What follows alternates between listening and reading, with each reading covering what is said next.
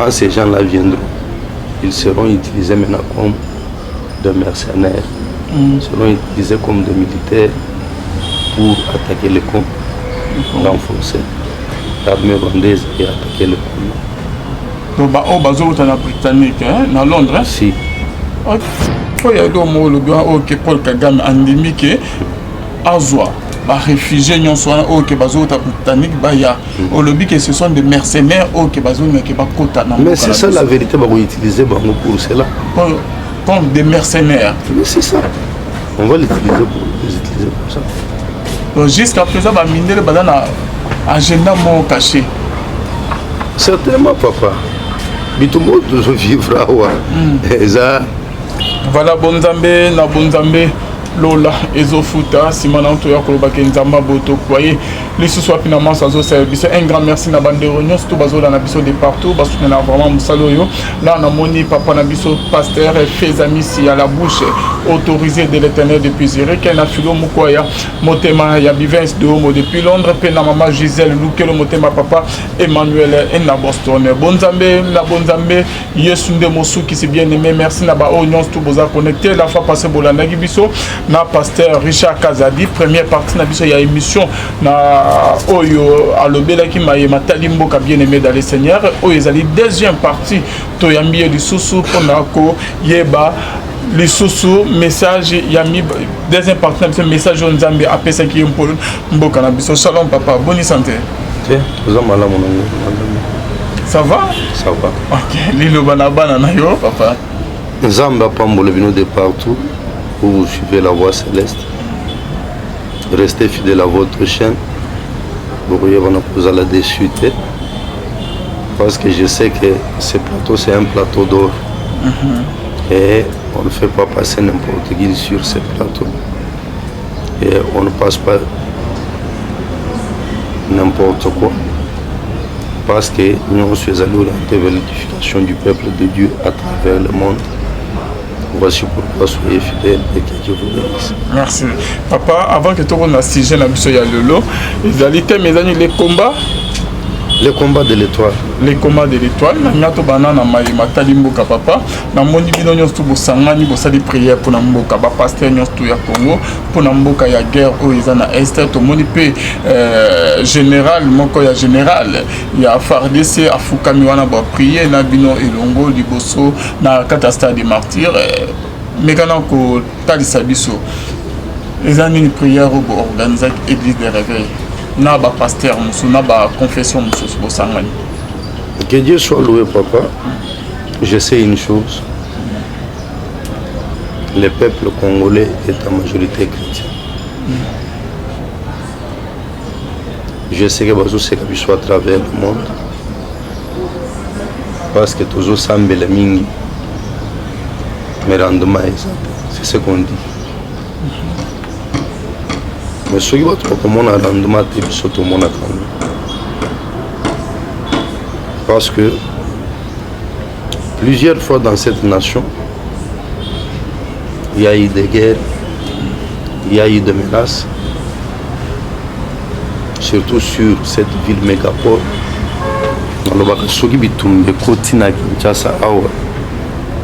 Une ville de plus ou moins 12 millions d'habitants. Il faut pas des millions. Parce que les élèves qui ont des athées. De l'autre côté, place de Vandina, ceux qui ont longé mis sur ma cachoue, on a des fleuves, on a à un certain moment, quelque part, on a ceux qui brûlent à réserve. C'est moi qui ai ça braza. De l'autre côté, tout le monde a pris un Congo. Mais tant que tu es souvent c'est pas là. On débarque au Kanga, on a pacifié Kinshasa. La part Bandou, c'est fini. Parce que de l'autre côté, Maïndeza, tous en a place à Ouganda. Tous à frontière, tous en a Ouézal, où il y a le Congo. Et pourquoi tu sais que tu préfères? C'est que tu préfères vendre la Congo. Il va peut-être goûter les Yohan. Mais plusieurs fois, nous avons prié pour être Bitumba. Papa est l'église. Okay. Et Bitumba et Salema dans cette ville, entre les soldats, il y a Bembana Kabila. Nous avons prié, Bitumba Wanessa et s'arrête. Et les lots à toujours le message de courir dans tous les sens. Il y a attaque imminente, il y a ville de Kinshasa. Peut-être plus tard, d'ici le 30 juin, après le 30 juin, ainsi de suite. Les hommes ont ici un ennemi à Congo. Tout le monde empêché parce que le diable est encore libre. Mais Nzambe, où il y a quel Congo, après si on ne pas congolais, Nzambe wana lobby, nous devons déplacer borne où il y a ancien bachak. Ancien temps bavandi pona kuyeba na kotracer ba limite ya bamboka Congo de se retrouver en configuration actuelle. Il y a un exa parti ya mboka mususu te. Et Congo to kondi mapete ke une partie ya mboka na biso et kende na mboka batu. Tobi ba guerre wana eza pona ke parti mo ya mboka na biso et que côté ba richesse ezali. Si boyo ka discours neti ke non Rwanda bazana espace te. Macron ayebaki na retenir yango. Il faut céder bango espace. Mais nazo mituna lelo Rwanda bazana espace te. Bazo signer ba accord na ba Britannique. Les réfugiés nyonso bazokende par Maroc baoyo bazokota na Grande-Bretagne babanda kotinda bango na Rwanda ndimi baya maintenant kotia bango na espace ni bango na espace c'est quand même ba idée moka ya mabe pour à partir à Congo ou comment? Ok, moi je dis souvent quand ces gens là viendront ils seront utilisés maintenant comme des mercenaires. Seront utilisés comme des militaires pour attaquer les camps, renforcer l'armée rwandaise et attaquer le camp. Donc, on est britannique, hein, à Londres. Si. Ok. Et nous, en tant que Congolais, nous devons autant tout ça et pas une Nzambe. Mais papa, bien sûr que le côté c'est pas Nzambe, David papa n'a pas prié, mais abana ko kenye guerre ko bunda bilo mo ya bongo. Est-ce que par rapport ya ba ido bazana ngo que baza parti mo ya RDC papa et pourquoi karake communauté internationale na ba mindele muso ba américain bazo pe sa apparence on dirait que bazali simana biso mais bazo soutenir toujours Paul Kagame oyo pe azali sima ya ba M23. Papa mabe ya politique internationale ya mwana na ba relation internationale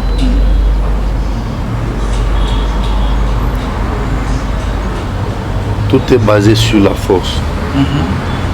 Je comprends. Ngai pona considérer yo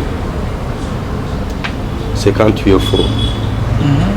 Et ceux qui osent faible na on toujours tendance à vous dominer sur toi pour gagner. C'est que Bissot est faible et Kagame est fort. Non, Kagame n'est pas fort du tout. Kagame a soutenu. Voici pourquoi ils ont affaibli d'abord notre armée. Parce qu'ils ont un agenda. Nous, on aura une armée faible. Voici pourquoi pendant 18 ans, ils ont tout fait. Il y a pour exiger Bissot que non. Par groupe armé, nous sommes armée. Nous nous retrouvons aujourd'hui avec une armée infiltrée jusqu'à la moelle épinière. Vous comprenez? Et tout ça, c'était pour nous affaiblir. C'est le temps pour nous de nous ressaisir. D'un côté, nous prions, mais de l'autre côté, nous demandons aux autorités de réorganiser tout. Okay. Nous savons que ça ne sera pas facile. Mais pas parce que par rapport à le Paul Kagame endémique Azwa réfugiés nyonso wana oyo ke bazota botanique baya olobi que ce sont des mercenaires oyo ke bazongaki bakota na mais c'est ça la vérité bakoutiliser bango pour cela comme des mercenaires. Mais c'est ça, on va l'utiliser pour les utiliser comme ça. Donc jusqu'à présent bamindele baza na agenda moko caché. Certainement papa bitumbo toujours vivre awa ça ce que je suis en train de te dire c'est ça. C'est pas seulement que nous avons que Paul Kagame a d'ailleurs sima ya ba M23 mais il y a d'autres personnes bamindele pe bazo soutenir Kagame pour que asa la biso. Na lobi pas ça ebele.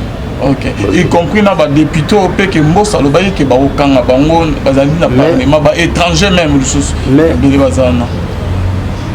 chez nous les Africains balobaka nyama oyo ali akabide so azala papi nakati ya lide nakati ya lide c'est pour dire que mutu alibanda akoya te a opérer à l'interne sans kozala na ba complice.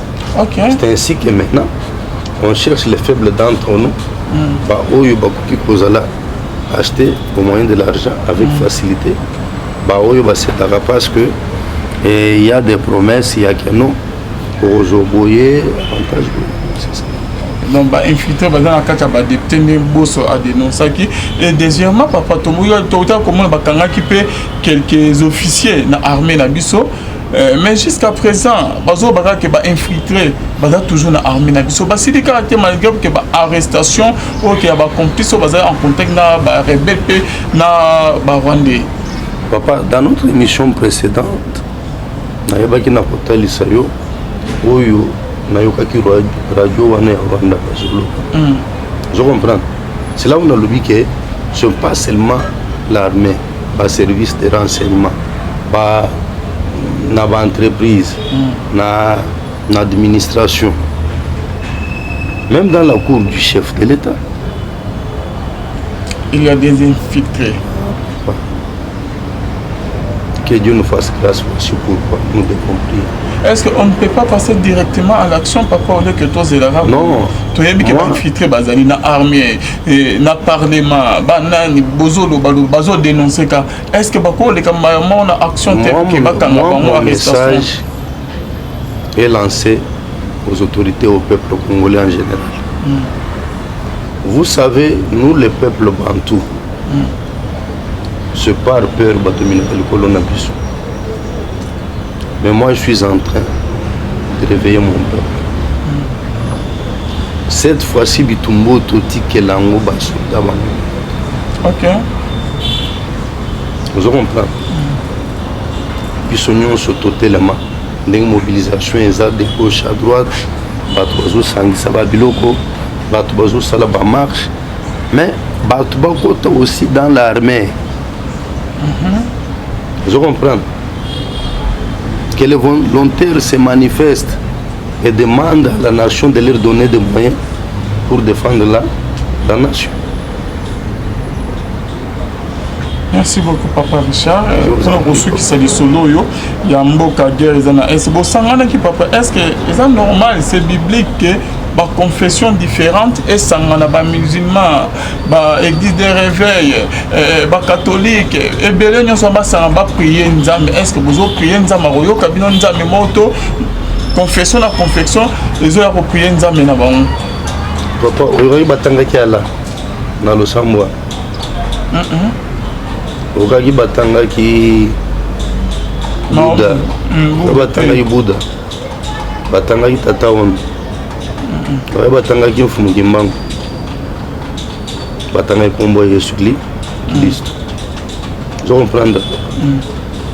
C'est que yango ceux qui ont allé na télévision, oyo bana komona que ça na batonso bande osambela te. C'est que bayaki na bango ka après na présence. Peut-être président de la République, place à Zalia Monake, la musulman Bazalaki, ceci Bazalaki, c'est la Bazalaki. Mais, Bisoba, on toujours reconnaître c'est nous qui avons prié au nom du Seigneur Jésus-Christ. C'est le plus important. Aurait été Banda chasse. Allons pour dire aux autres non. Non, biso tobengisi prière. C'est que boye. Vous reconnaissez notre Dieu. Vous êtes venus répondre au nom de notre Dieu. Et quand bien même, vous ne dites pas Amen. Quand bien même vous ne citez pas son nom, cela nous importe peu. Parce que du début jusqu'à la fin, on a chanté pour notre Dieu. Savoir Jésus-Christ. On a prié au nom du Seigneur Jésus-Christ. Merci beaucoup, Papa Richard Kazadi. Merci à Badounos de Bazola Nabiso. Tobotisco na sujet Nabiso Lelo, sujet Zami Papa Temo Mimilelo. Que Dieu soit loué, pendant Nzambé, de partout où vous nous suivez. Toyez pour partager Nabino ce message que le Seigneur nous a donné. Message où ils allaient intituler le combat ou bien la guerre de l'étoile.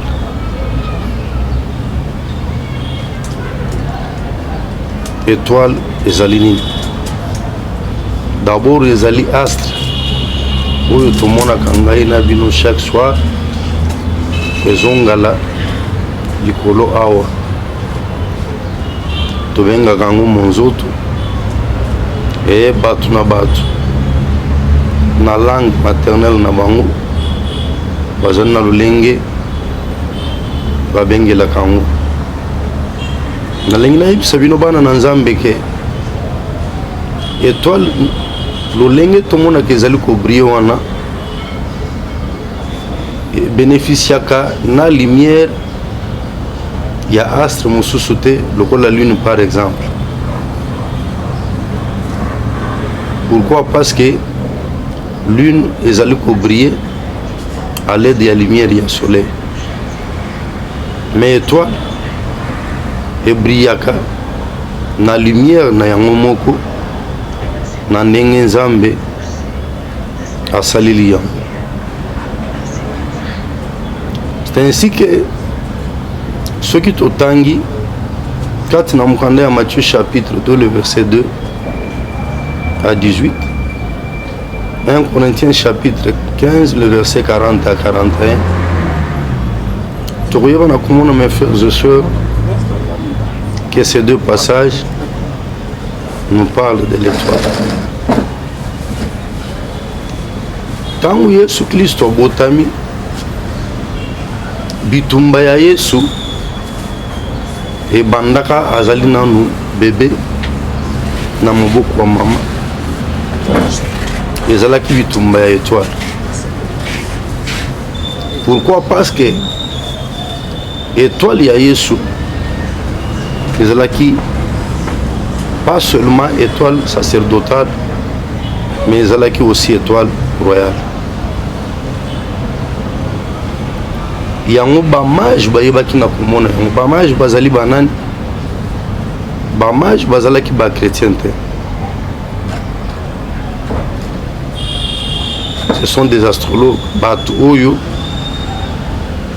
batalaka likolo à partir ya minzoto, à partir ya position ya sanza na ya moi, bako comprendre certaines choses, certains événements. Ce sont ces gens qui n'ont constaté qu'il y a une étoile, pas comme les autres dans les airs, et ezalaki nini étoile. Il y a un Messie, un roi de Juifs qui venait de naître. C'est ainsi que bayebaki na koya balungu na Orient, bakei na Moyen-Orient mpona koyeba na koadorer. Mais tant bien aimé va s'approcher, étoile ebungi.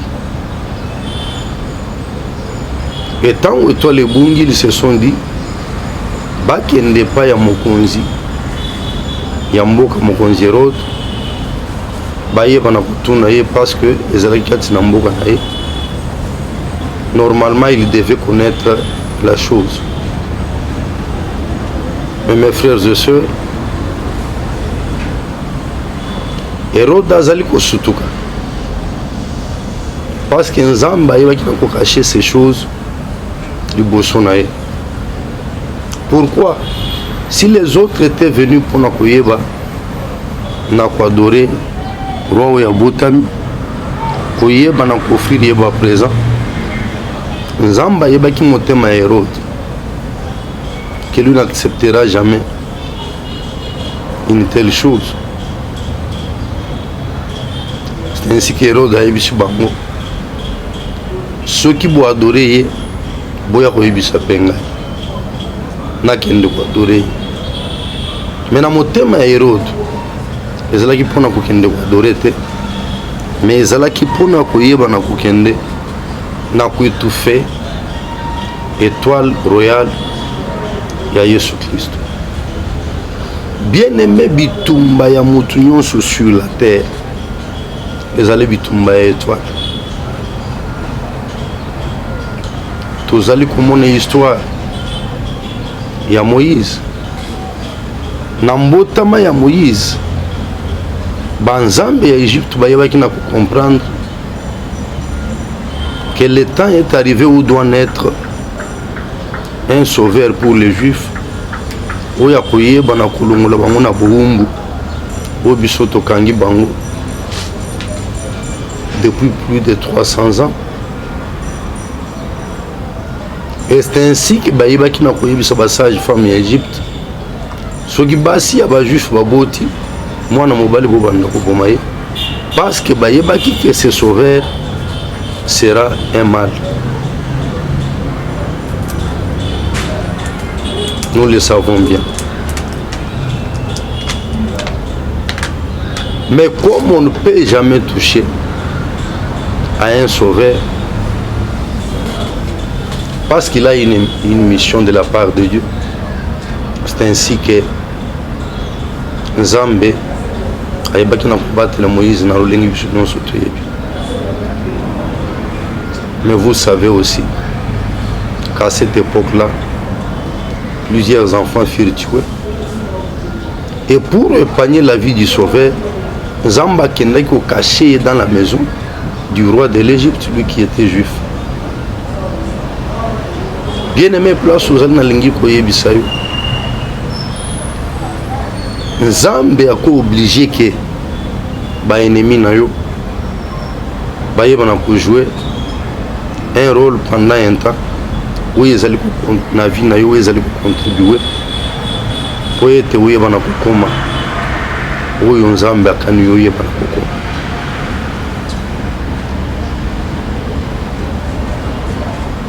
Et étoile ezali nini?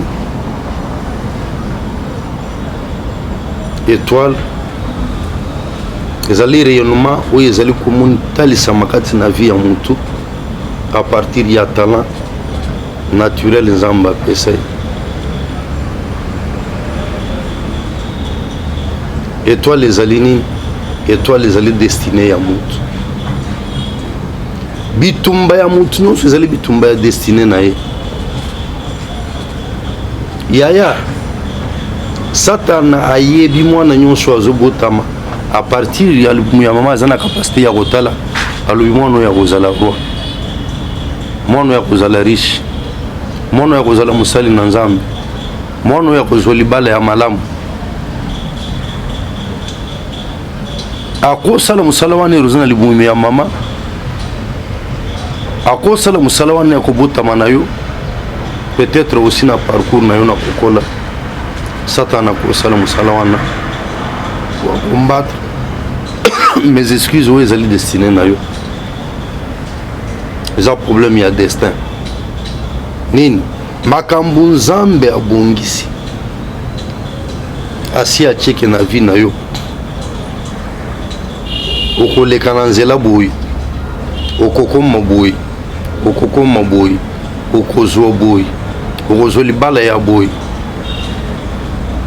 Ça Nzamba si abongisi yango. Nzamba azali koloba na Jérémie alobi nayebaki otali bumu ya mama na nayebaki na kopona.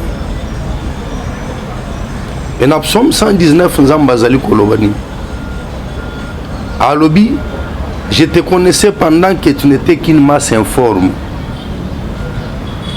C'est-à-dire quoi? Semence ya pamba nanu ezwi ata forme ya fœtus te nzambe alobi nayebaki yo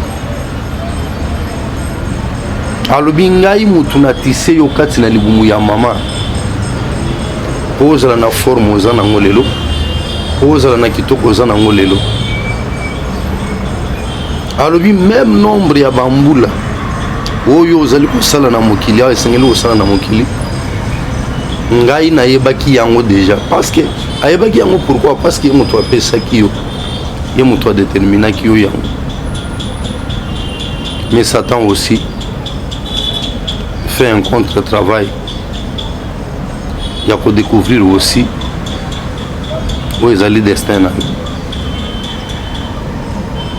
kobanda kokombattre maintenant oyo ezali destiné na yo nini mpo ete oyo nzambe aloba likolo ya vi na yo eyeba na kosimba bandeko ebele bapesi bino bamessage me muta bomwana oyo kobota nzambe alobi boye kobota ye baparent bazoyebisa yo na kobotama na yo nzambe aloba boye yo kozala boye kozala boye bamosusu ozali nanu mwana moke bamosusu ntango ondimeli yesu.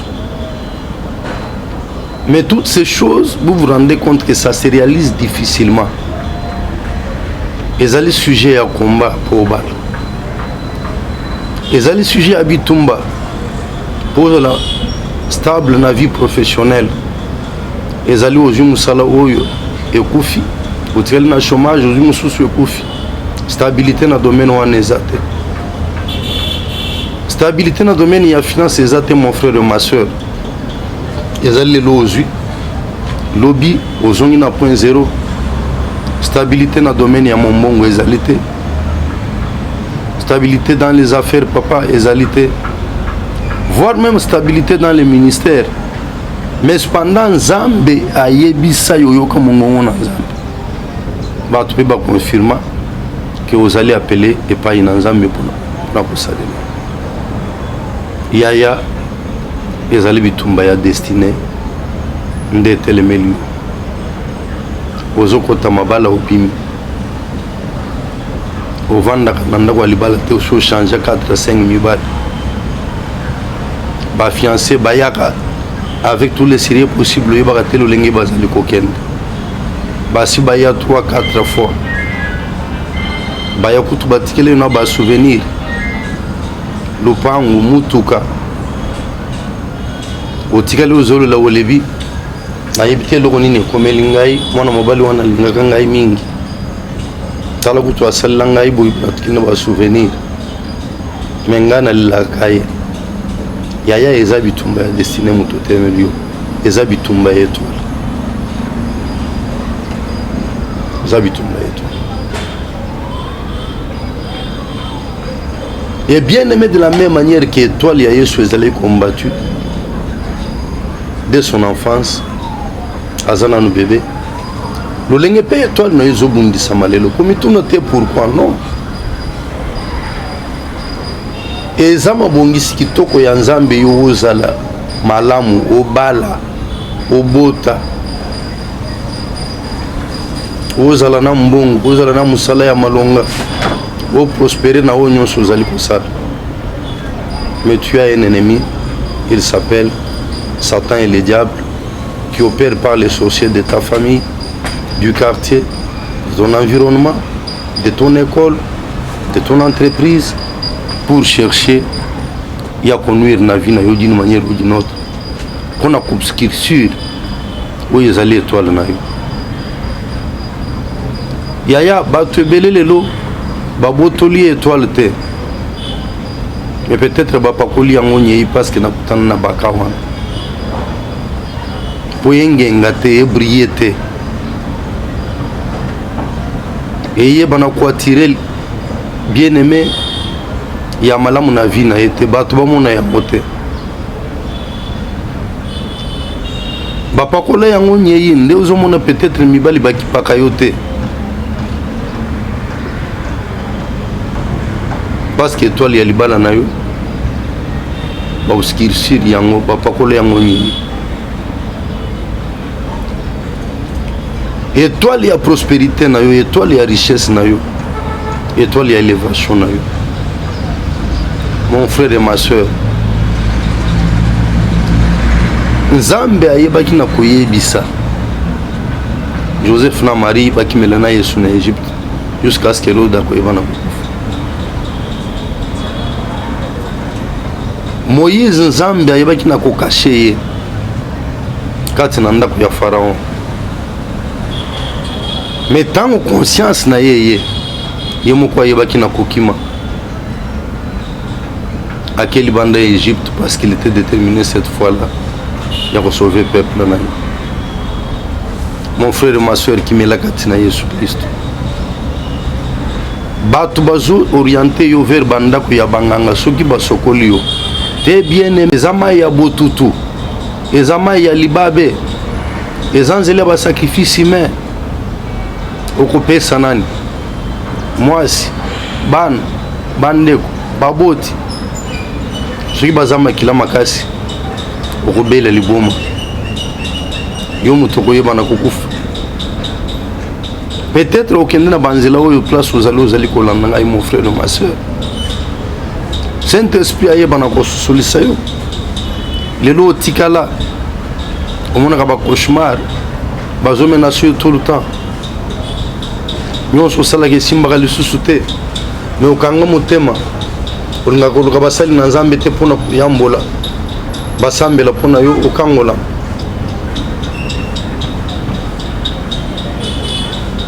Tant vous allez koyoka message oyo kokanga motema te. Sala yango bien aimé. Ozana na bomo ya de l'espoir pour toi.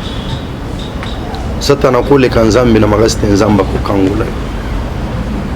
Mon frère, ma soeur, vous allez se retrouver dans ma cambo et vous allez koloba awa. Il y a que place aux alliés. Makamunu les alliés kotambolate. Domaine ya liba les a bloqués. Ya musala, ya mombongo, ya ba affaire. Domaine ya liba les opposés problème. Tu échoues partout. Et un problème, il y a Bitumba, il y a étoile.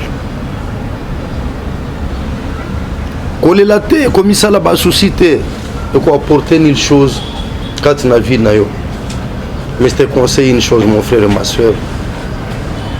Cherche une église la plus proche de toi. Cherche des hommes de Dieu qui sont établis par le Seigneur. Va orienter dans une délivrance et tu seras délivré totalement.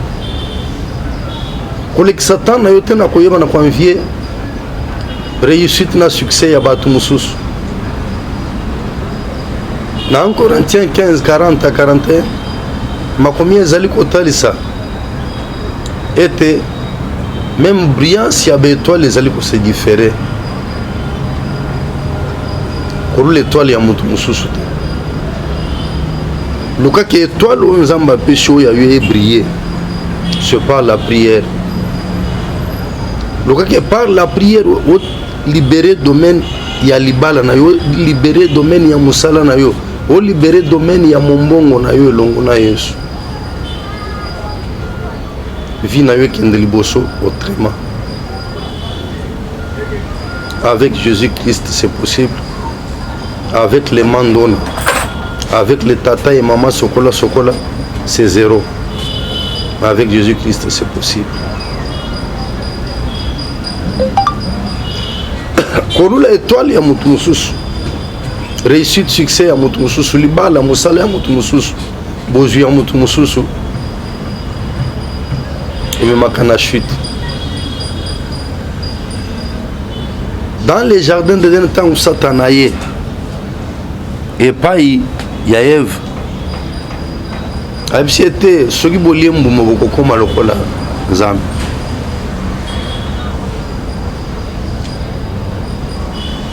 Moi, si à envier, faut comme lokola Nzambe. Aboyi kozala mutu.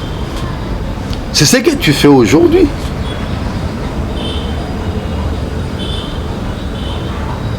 Étoile na yo ezana kati ya ko briller déjà.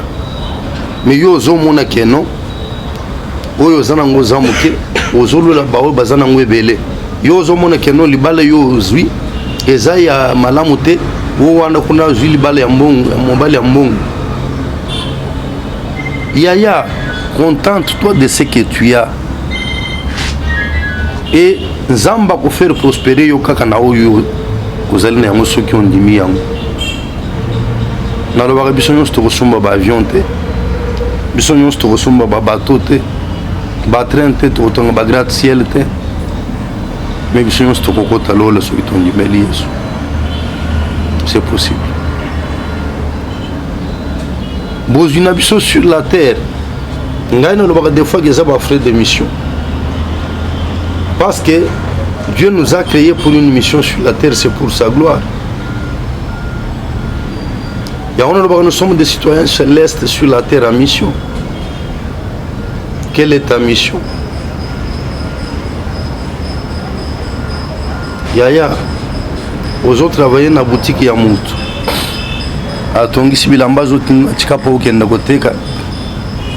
Aux autres qui appellent ce frais de mission le lenge mona mutoyo. Asala kana ONU. Te. Et Rosala Liboma. À un certain moment, il y a routine d'ailleurs. Vous le kokoma batu ya ONU. Et routine d'ailleurs aux Ouakis. C'est ainsi que les gens dans l'église, les pasteurs rebelles, les bazote qui kakombo na Yesu. Mais bateka foi na bango. Bateka na bango pa ya Satan. Ils vous font des faux miracles dans leurs églises, des fausses prophéties. Et bazo finir par tarir. Je pense que Boyebi est belé. Parce que la succès à un certain moment dans le domaine il y a prophétie, dans le domaine il y a miracle. Mais le peut-être l'église est Kanga. C'est parce que les gens qui en Zambie. Asimbaka kisi amelaka likorodo basokolaka ye mai ya mbona elongi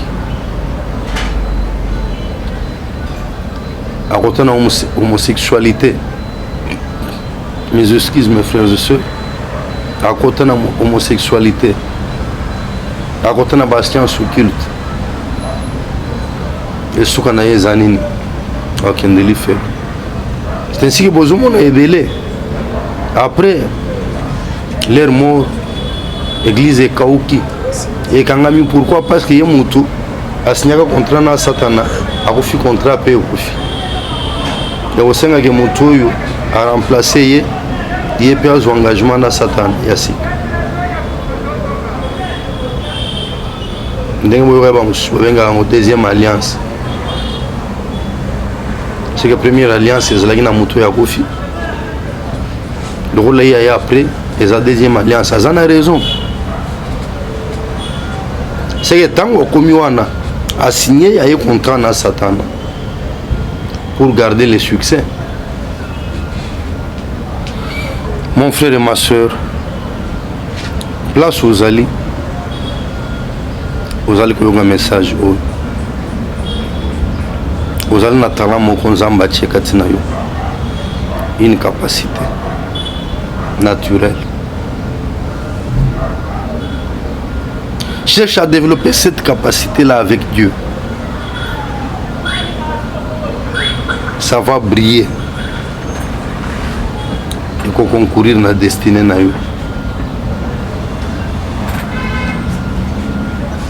Botola na jeux olympiques mutuazo boga libanga. Libende, ce qui est au-delà de 80 mètres. Azumbongo ebele. Des centaines de milliers de dollars. C'est que même les personnes qui ont développé talent, on zamba pessoan. Il y a commerce, il y a koyemba. Mon frère et ma soeur, tu vas prospérer. Et yo qui message oyo. Nakoyebisa yo, lève-toi et combat pour ton étoile, pour ta destinée.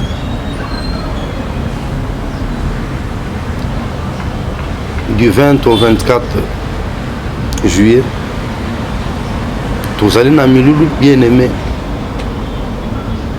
L'icolo ya mama ya likamboyo, délivrance ya destinée. Yo ozali koyoka biso même à l'étranger. Nzamba azopesa occasion oyo. Tu peux nous rejoindre avant ou pendant cette période-là, ou après cette période-là.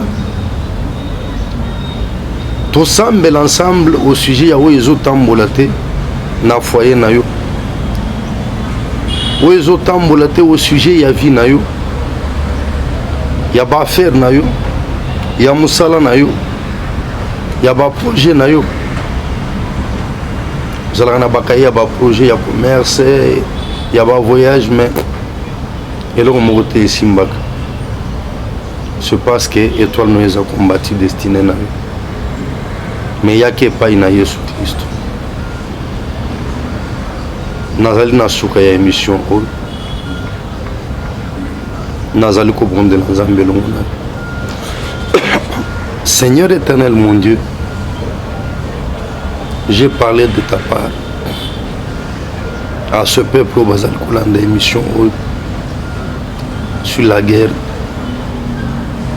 de leur étoile.